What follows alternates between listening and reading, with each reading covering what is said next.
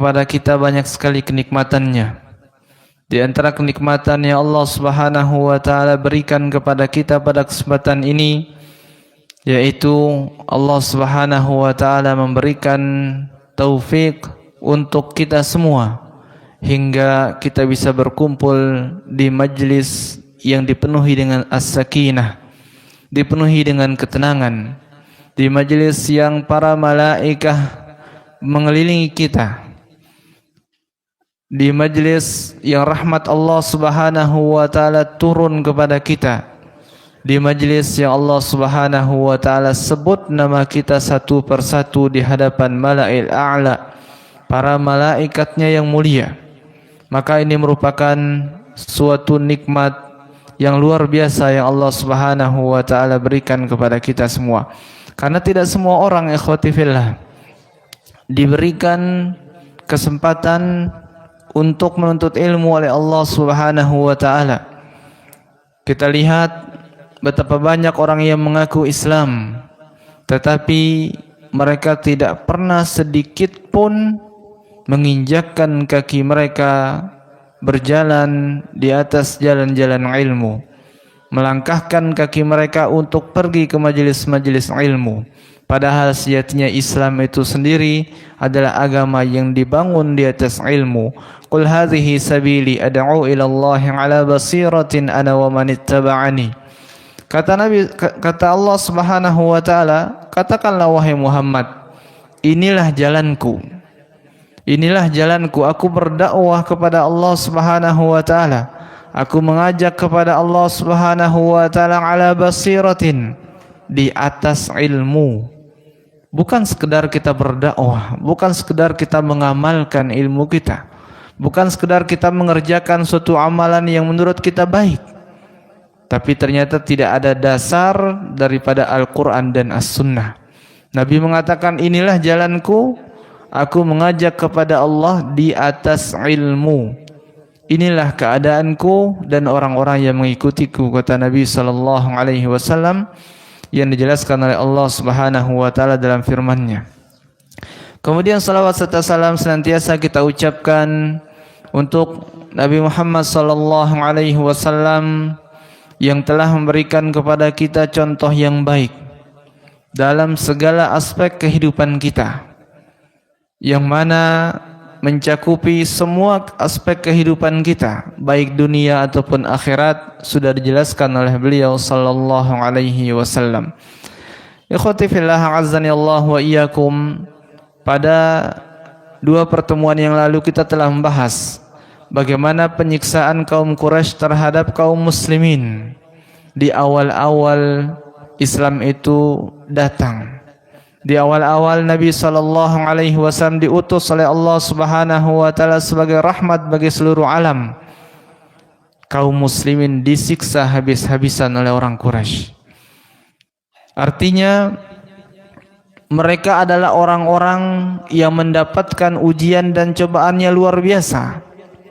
Maka wajar kalau mereka dinobatkan oleh Allah Subhanahu wa taala sebagai manusia terbaik yang telah Allah Subhanahu wa taala keluarkan. Sebagai manusia terbaik, ya Allah Subhanahu wa taala puji-puji mereka. Bahkan dalam banyak ayat Allah Subhanahu wa taala mengatakan radhiyallahu anhum wa radu anhu. Allah Subhanahu wa taala ridha kepada mereka para sahabat, dan mereka pun juga ridha kepada Allah Subhanahu wa taala. Kita lihat bagaimana karena siksaan-siksaan ini, cobaan dan ujian yang datang kepada mereka, di antara mereka banyak sekali keutamaannya.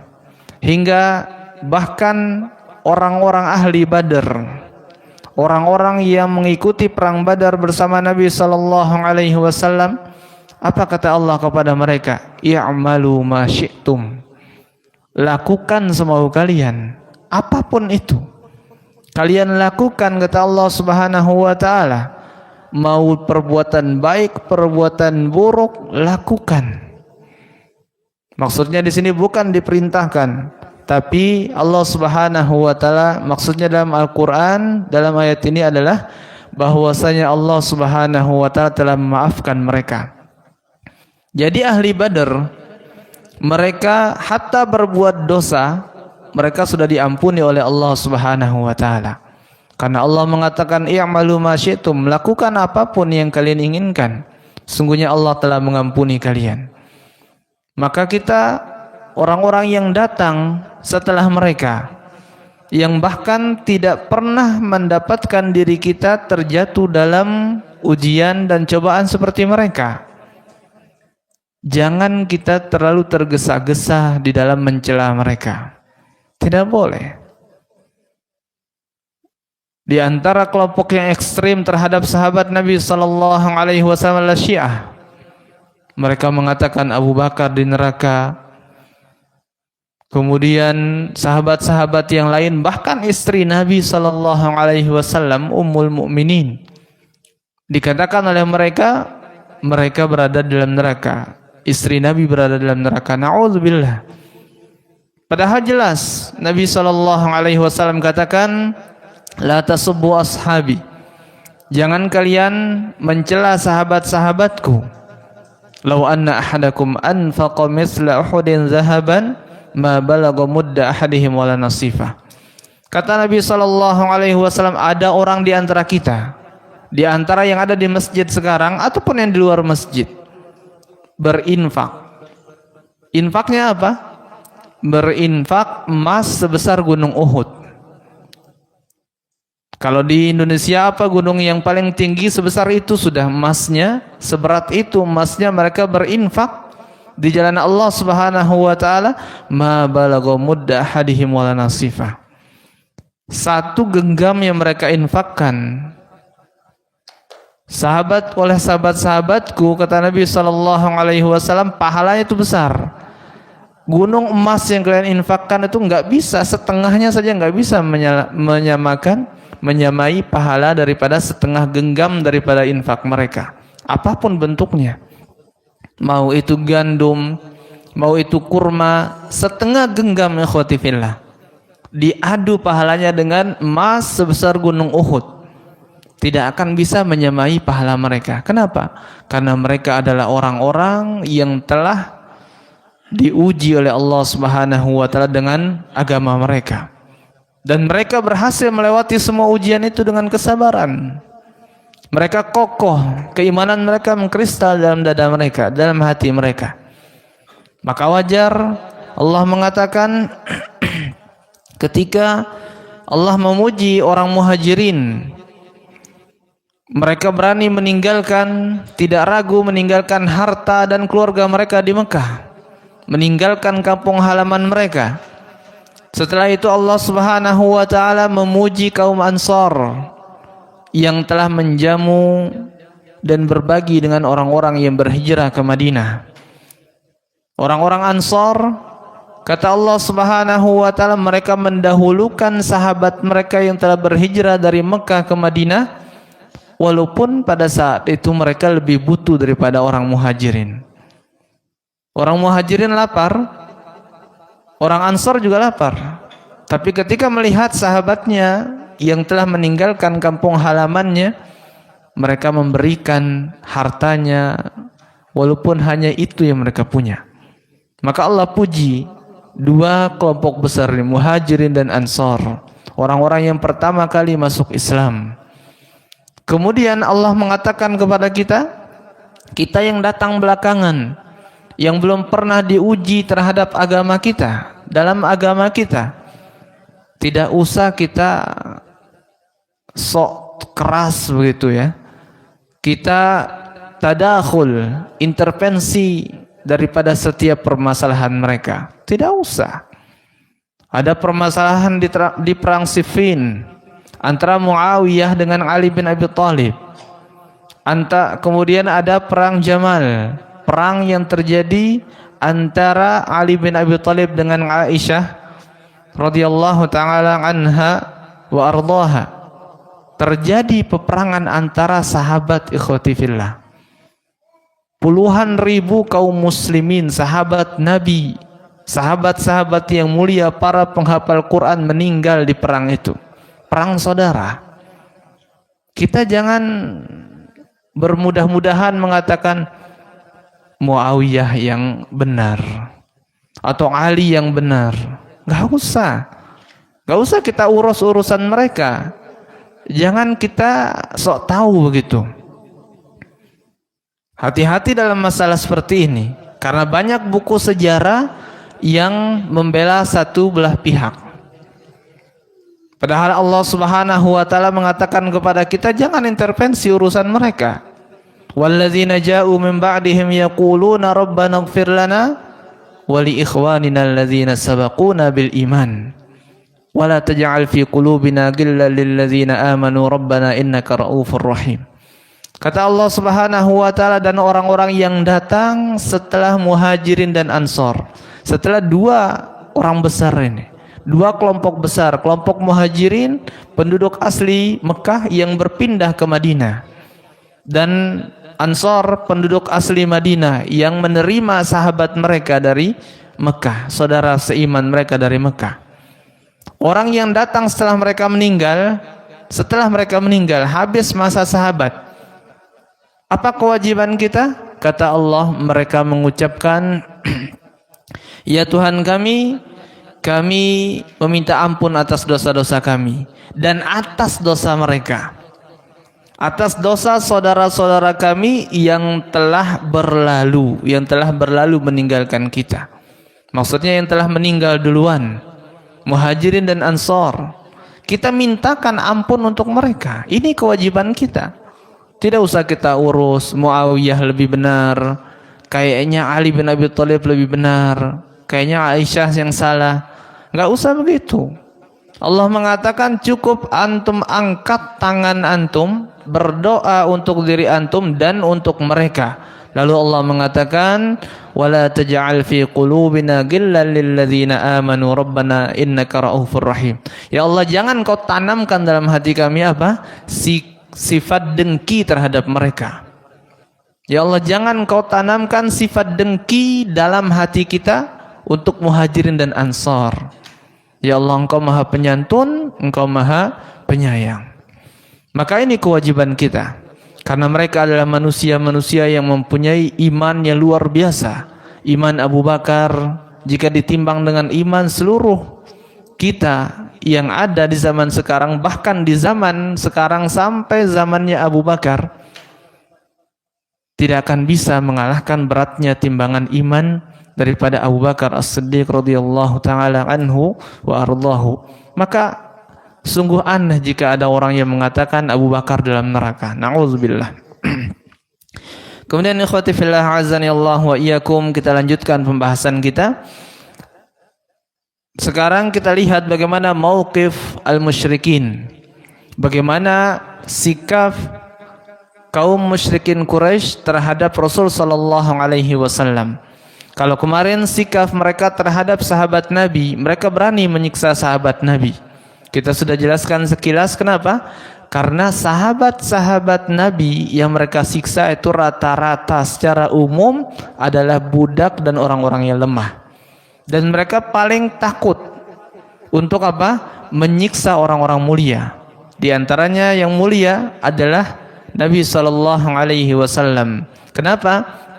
Fakana lahu minasy-syahamati wasyaraf wal waqar ma waqahu Allahu bihi katsiran min i'tida'atin nas. Karena Nabi sallallahu alaihi wasallam secara kepribadian beliau itu mempunyai sifat syahamah, jiwa kesatria. Nabi itu sifatnya pemberani, sifatnya sifat kesatria, dan Nabi mempunyai kemuliaan. Nabi itu mempunyai kemuliaan. Kita bahas pada pertemuan pertama bagaimana Nabi SAW terlahir dari keluarga para pembesar Quraisy. Dari keluarga pembesar Quraisy, inilah Nabi. Dan namanya pembesar. Kita lihat di zaman sekarang, kita ingin mengganggu seseorang, anak, ternyata ini anak anggota dewan. ragu-ragu kita akan mengganggunya. Apalagi di saat itu Nabi SAW, paman beliau, kakek beliau itu pemimpin para kabilah di Mekah. Karena kaum Quraisy sendiri mereka banyak pemimpinnya, banyak sayyidnya, banyak pemimpinnya, dan pemimpin tertinggi dipegang oleh kakek Nabi SAW. Maka tentu mereka tidak akan berani untuk menyentuh Nabi SAW lebih lanjut. Wa qad kana yahutuhu wa yamna'uhu Abu Talib.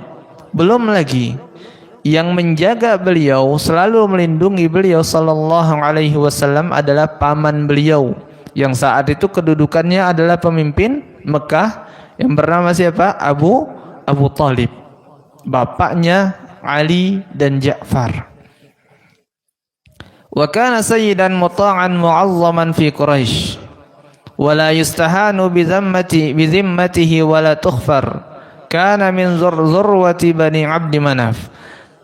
Abu Talib ini, ikhwati fillah, merupakan sayyidan, pemimpin Quraisy yang diagung-agungkan oleh mereka, dimuliakan sekali oleh orang-orang Quraisy, dan tidak ada sedikit pun atau seorang pun di antara mereka yang berani menghina Abu Talib. Kenapa? Karena Abu Talib ini termasuk daripada anak keturunan Abdi Manaf. Kalau antum masih ingat keturunan Nabi Muhammad bin Abdullah. Setelah itu ada yang masih ingat? Setelah Muhammad bin Abdullah, setelah itu siapa? Bin Abdul Muttalib. Setelah itu siapa? Bin siapa?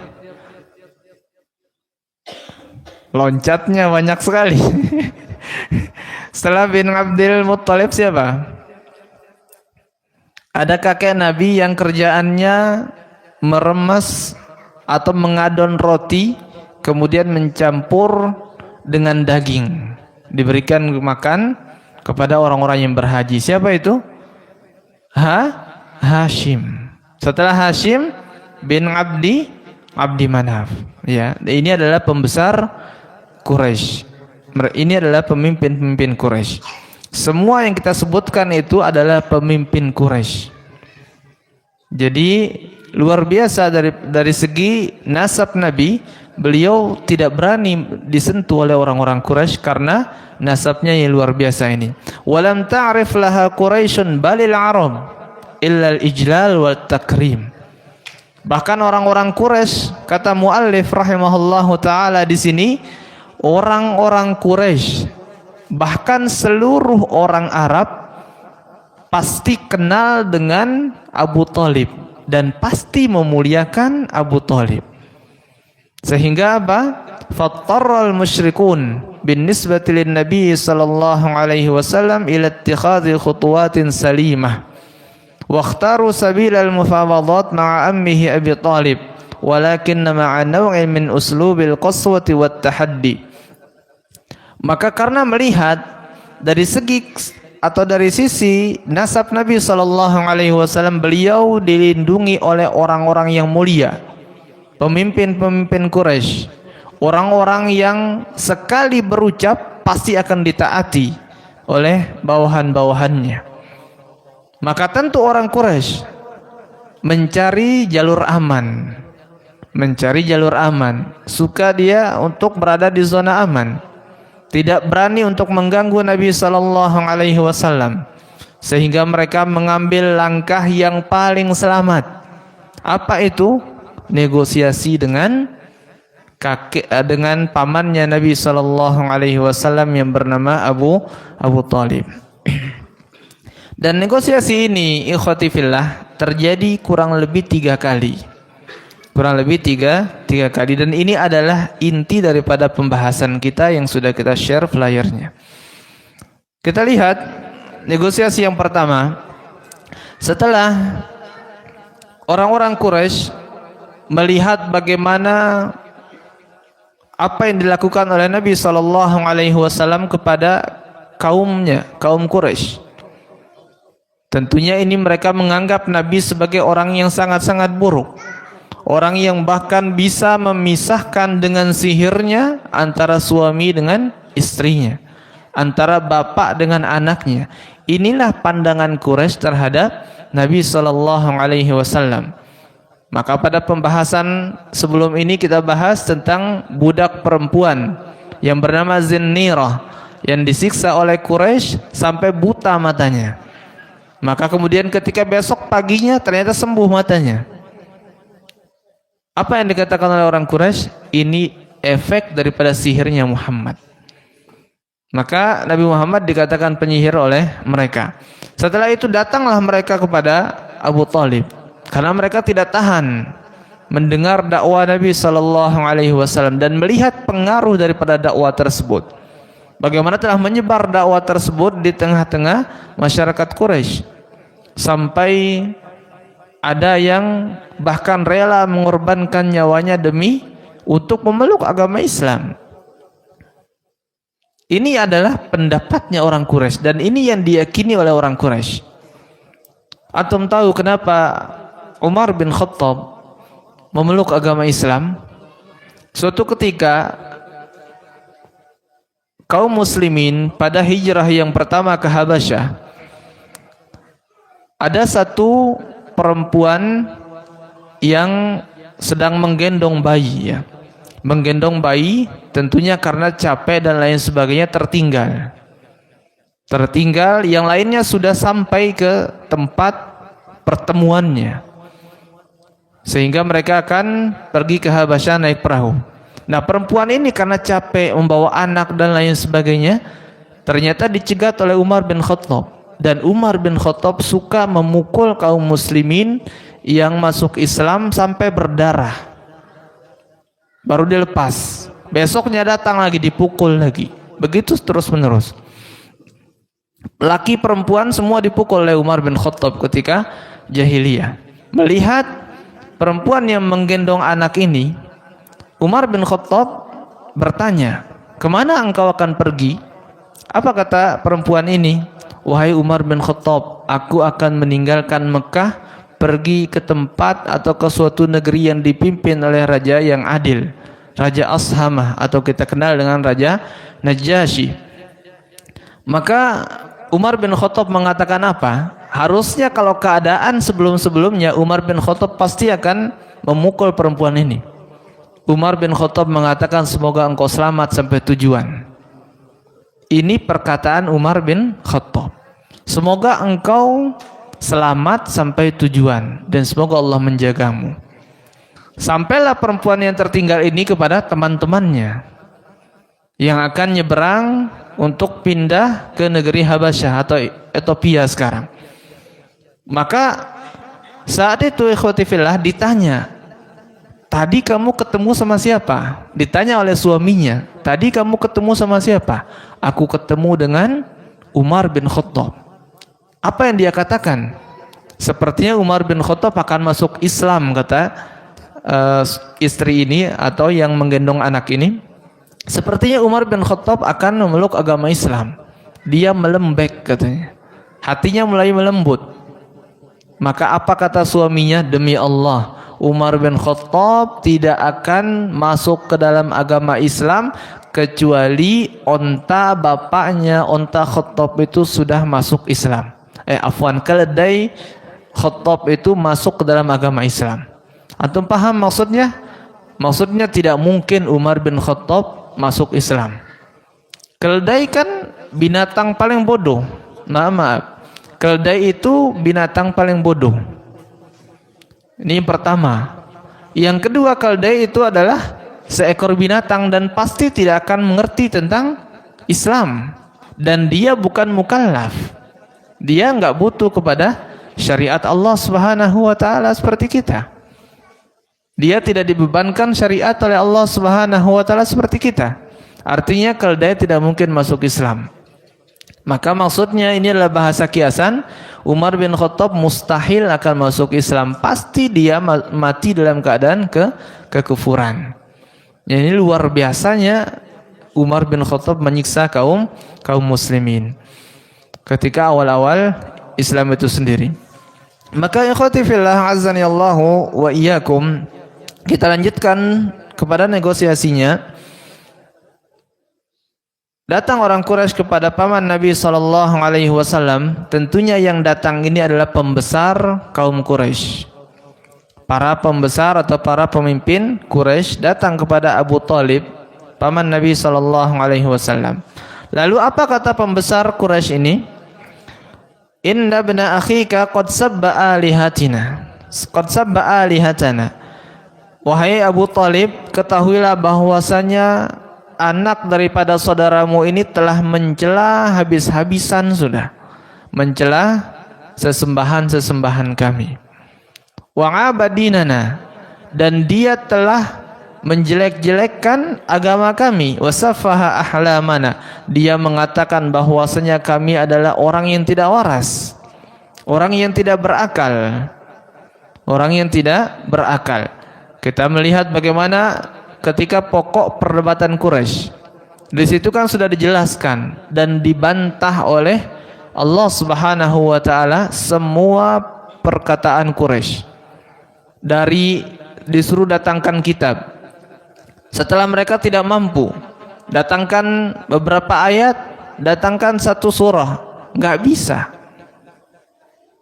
Jadi setelah itu Allah Subhanahu wa taala baru mengatakan bahwasanya Tuhan-Tuhan yang kalian sembah itu tidak ada mereka memiliki sesuatu apapun, hatta qitmir yang kita sudah bahas. Mereka tidak bisa menolong kalian, apalagi menolong diri mereka sendiri. Bahkan menolong diri mereka sendiri tidak bisa. Mereka tidak bisa mendengar. Kalaupun mendengar, kata Allah Subhanahu wa taala, mereka tidak akan mampu mengijabah doa-doa kalian. Karena mereka tidak lain dan tidak bukan adalah hamba seperti kalian. Hamba Allah seperti kalian. Semua yang terjadi adalah dari Allah Subhanahu wa taala, bukan dari mereka. Sudah dijelaskan, maka mereka mengatakan ini Muhammad ini mencela kita, mencela nenek moyang kita, mencela agama kita. Wa dhallala aba'ana, dan bahkan Nabi Muhammad ini menyesatkan bapak-bapak kami. Fa imma an takufahu anna wa imma an tukhalliya bainana wa bainahu. Maka diberikan dua pilihan oleh orang Quraisy, oleh pemimpin Quraisy ini kepada Abu Thalib. Kata mereka, kami berikan kepada engkau wahai Abu Thalib dua pilihan. Imma an takuffahu anna, yang pertama adalah engkau sendiri yang akan memberhentikan dakwah Muhammad ini. Engkau panggil keponakanmu, kemudian katakan untuk berhenti. Atau yang kedua, kata mereka, kalau engkau tidak sanggup melakukan hal tersebut, biarkan kami yang melakukan. Engkau diam saja, jangan intervensi, jangan masuk ke dalam urusan kami. Biar kami yang selesaikan masalah ini. Jadi diberikan dua pilihan, sekali lagi, entah Abu Thalib yang menyuruh Nabi Muhammad berhenti, atau yang kedua, biarkan dan jangan halangi, jangan di backing lagi Muhammad ini, kata mereka, biar kami yang selesaikan masalah antara kami dengan dia. Fa innaka ala misli ma nahnu alaihi min khilafihi fanakfikahu. Kata orang-orang Quraisy ini, ketahuilah wahai Abu Thalib, sesungguhnya engkau juga berada di atas agama yang kami yakini. Maka ketika Tuhan kita dicela, Tuhanmu sejatinya dicela. Ketika agama kami dijelek-jelekkan, agamamu juga sama dijelekkan oleh Muhammad. Dan ketika mereka mengatakan kami bukan orang waras, sejatinya engkau juga termasuk. Ketika mereka mengatakan bapak-bapak kami, nenek moyang kami adalah orang-orang yang sesat, ketahuilah bahwasanya bapakmu juga termasuk. Bayangkan mana kedudukan Abdul Muttalib, kedudukan Hashim, kedudukan Abdi Manaf, kedudukan Qusay, kedudukan Kilab dan lain sebagainya. Orang-orang mulia ternyata dikatakan sebagai orang yang sesat oleh keponakanmu sendiri. Jadi kalau engkau memberhentikan dia, sejatinya engkau juga menyelamatkan agamamu. Ini adalah perkataan orang-orang Quraisy kepada Abu Thalib.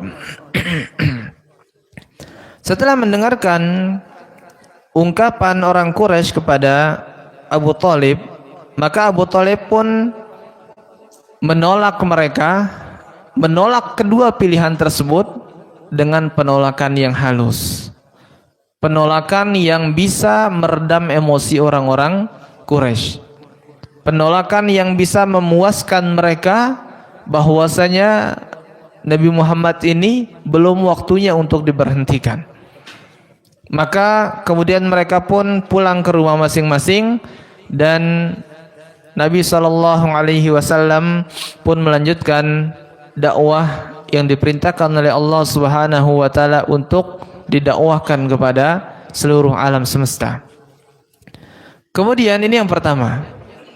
Negosiasi yang kedua, ikhwati fillah, adalah inzaru Quraisy wa tahaddihim li Abi Thalib.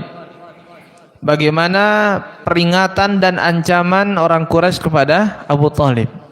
Karena tadi ngomong baik-baik tidak bisa. Mereka sudah pulang kembali ke rumahnya, teredam sedikit emosinya. Kemudian setelah itu ternyata Nabi SAW masih tetap mendakwakan apa yang diperintahkan oleh Allah Subhanahu wa taala kepada beliau.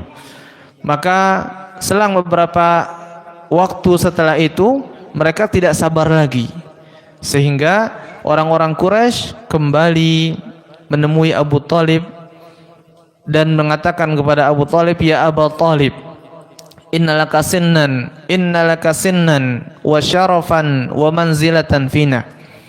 Wahai Abu Thalib, sesungguhnya engkau adalah orang senior bagi kita. Kata para pembesar Quraisy ini kepada Abu Thalib, engkau adalah senior kita. Wa syarafan, engkau juga memiliki kemuliaan di tengah-tengah kita. Wa manzilatan fina, engkau juga memiliki jabatan dan kedudukan di tengah-tengah kita. Wa inna qad istahainaka min ibni akhika falam tanhahu anna. Dan sesungguhnya kami juga sempat ngomong kepada engkau wahai Abu Thalib pada pertemuan yang pertama. Untuk apa? Untuk menyuruh keponakanmu ini berhenti melakukan hal tersebut. Tetapi nyatanya apa wahai Abu Thalib? Ternyata dia masih sampai sekarang berdakwah. Dia menyebarkan agama yang dia bawa. Dia memisahkan antara bapak dengan anaknya, antara istri dengan suaminya. Bahkan orang-orang rela untuk meninggalkan keluarganya sendiri demi agama yang dia bawa. Ini nyatanya atau pada hakikatnya engkau wahai Abu Thalib tidak memberhentikan keponakanmu di dalam menyebarkan ajarannya. Wa inna wallahi, kata pembesar Quraisy, wa inna wallahi, dan sesungguhnya kami wahai Abu Thalib demi Allah. Mereka mengucapkan demi Allah. Sudah kita bahas, mereka mentauhidkan Allah pada rububiyahnya. Wa inna wallahi, dan kami sejatinya demi Allah wahai Abu Thalib, la nasbiru ala hadza min syatmi abaina. Kami enggak tahan lagi mendengarkan cacian atau celaan-celaan Muhammad itu kepada nenek moyang kami. Dia mengatakan nenek moyang kami orang-orang yang sesat, orang-orang yang telah menyembah berhala, melakukan kesyirikan. Kami enggak tahan. Siapa yang tahan? Kalau bapaknya bapaknya diganggu, bapaknya disebut-sebut kesalahannya, enggak ada yang tahan. Bahkan di antara musuh Allah Subhanahu wa taala, musuh Nabi SAW yang paling banyak gangguannya kepada beliau SAW, Abu Jahal. Beliau mempunyai anak mujahid handal, namanya Ikrimah. Ikrimah ini seorang mujahid yang handal, luar biasa, kokoh keislamannya. Ada seorang yang pernah mencela bapak beliau. Pokoknya mencelah Abu Jahal di depan Ikrimah. Maka Nabi mengatakan, jangan engkau mencela yang telah mati, karena mencela yang mati bisa mengakibatkan kemarahan dari orang-orang yang hidup. Ya, hatta itu orang kufur tidak boleh kita cela. Nah, ini terjadi pada orang Quraisy. Namun tentu di sini mereka hanya menyangka ya kalau Nabi itu mencela. Kenapa? Karena mereka tidak percaya bahwasanya yang diturunkan atau yang dikatakan oleh Nabi Muhammad adalah murni daripada Allah Subhanahu wa taala, bukan dibuat-buat. Jadi pada hakikatnya Nabi tidak mencela mereka. Tapi melainkan ini adalah firman Allah Subhanahu wa taala yang dibacakan kepada mereka. Maka mereka mengatakan hal tersebut kepada Abu Thalib, kemudian mereka mengatakan wa tasfihi ahlamina, kami juga enggak tahan kalau terus-terusan dikatakan kami orang yang tidak waras. Wa aibi alihatina, mereka menjelek-jelekkan sesembahan-sesembahan kami. Hatta takuffahu anna aw nunazilahu wa iyyaka fi dzalika hatta yahlika ahadul fariqaini thumma ansarafu. Jadi kami enggak akan sabar wahai Abu Thalib. Sampai kapan? Sampai engkau itu memberhentikan dia dalam dakwahnya, atau kalau tidak biarkan kami yang memberhentikan. Dan engkau hati-hati jangan sampai ikut campur. Sudah diancam Abu Thalib oleh orang-orang Quraisy. Engkau hati-hati jangan sampai engkau ikut campur dalam masalah ini wahai Abu Thalib. Kami akan melakukan segala cara sampai ada satu di antara kami yang binasa. Entah Muhammad yang akan binasa atau kami orang Quraisy yang binasa. Ini adalah perkataan dan sekaligus ancaman dari para pembesar Quraisy kepada Abu Thalib. Kemudian mereka tidak berkata sepatah kata pun setelahnya. Setelahnya mereka langsung kembali pulang. Setelah memberikan ancaman, mereka kembali ke rumah mereka masing-masing. Belum sempat dibalas oleh Abu Thalib, mereka tinggalkan Abu Thalib. Wa azuma ala Abi Thalib hadza at-tahaddi wal inzar. Sehingga Abu Thalib pun menjadi ciut, ya. Yang tadinya luar biasa beliau berani. Ternyata setelah mendengarkan ancaman serius daripada orang Quraisy, Abu Thalib langsung ciut nyalinya. Maka kemudian beliau memanggil Nabi sallallahu alaihi wasallam wa dzakara lahu ma qaluhu, dan kemudian Abu Thalib mengabarkan apa yang dikatakan oleh orang Quraisy kepada pamannya, kepada Abu Thalib. Wa qala lahu, kemudian Abu Thalib berkata kepada Nabi Muhammad, abqi alayya wa ala nafsik wa la tuhammilni minal amri ma la utiq. Kata Abu Thalib, wahai keponakanku, wahai Muhammad,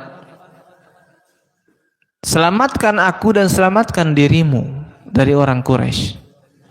Selamatkan aku dan selamatkan dirimu daripada orang Quraisy. Maksudnya apa? Berhenti engkau wahai Muhammad. Sudah cukup, sudah dakwahnya.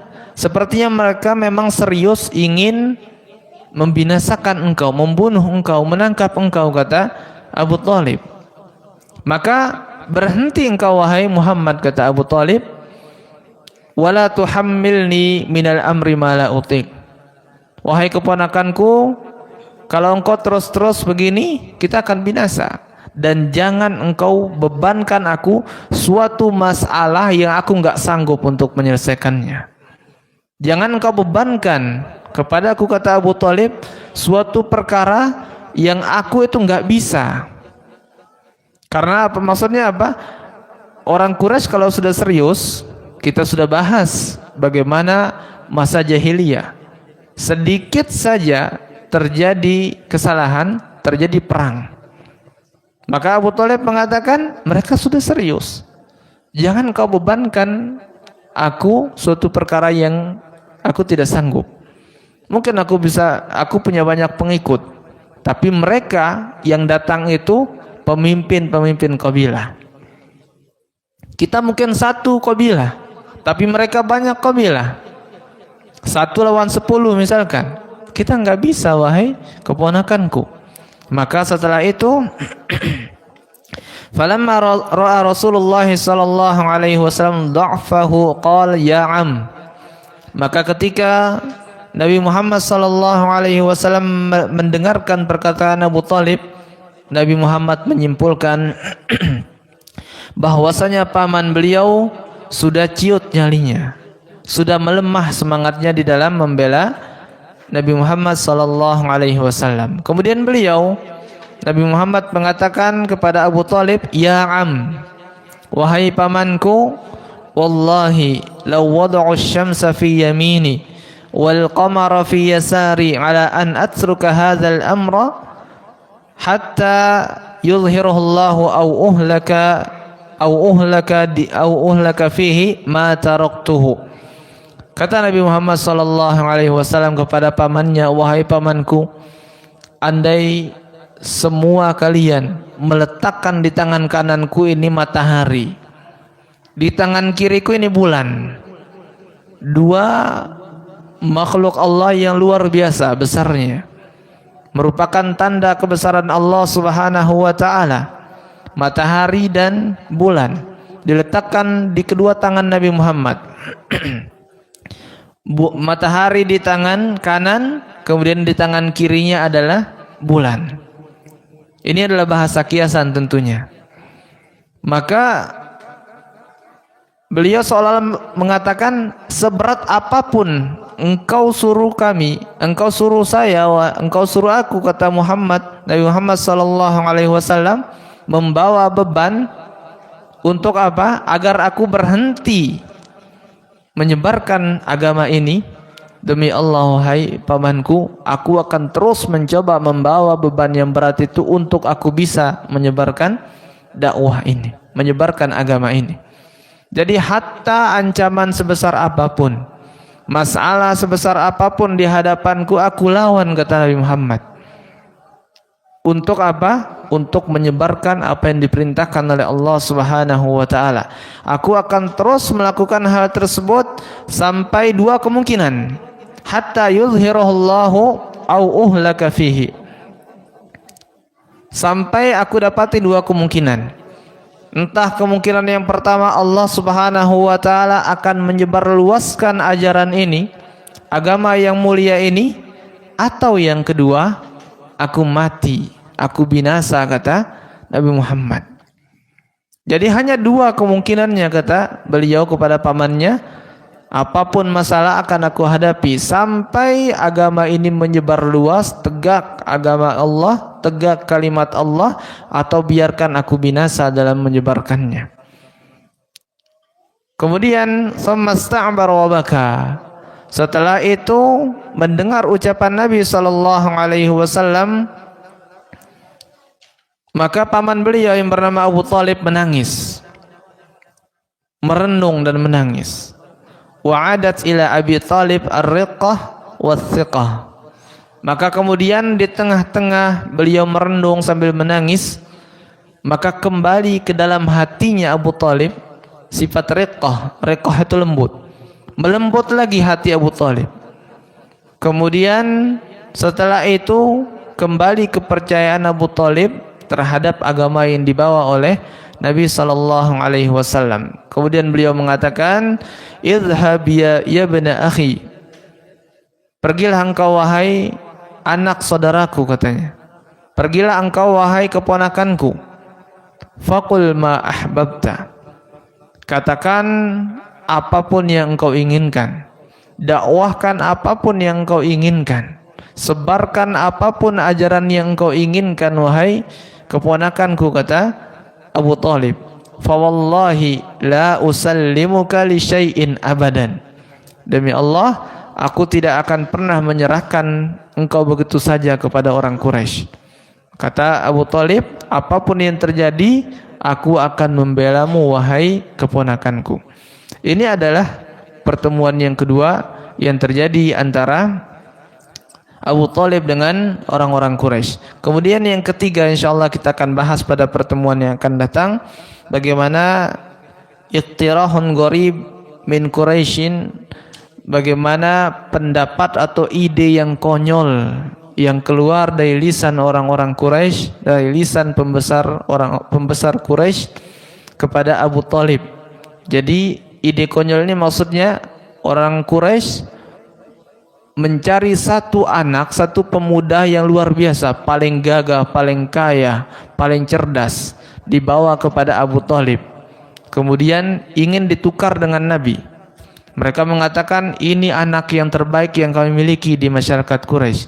Engkau jadikan dia anakmu, engkau akan mengambil manfaat dari kecerdasan dan hartanya, engkau akan dijaga olehnya, beri dia makan, ya, tetapi dengan syarat serahkan keponakanmu yaitu Muhammad biar kita bunuh, ya.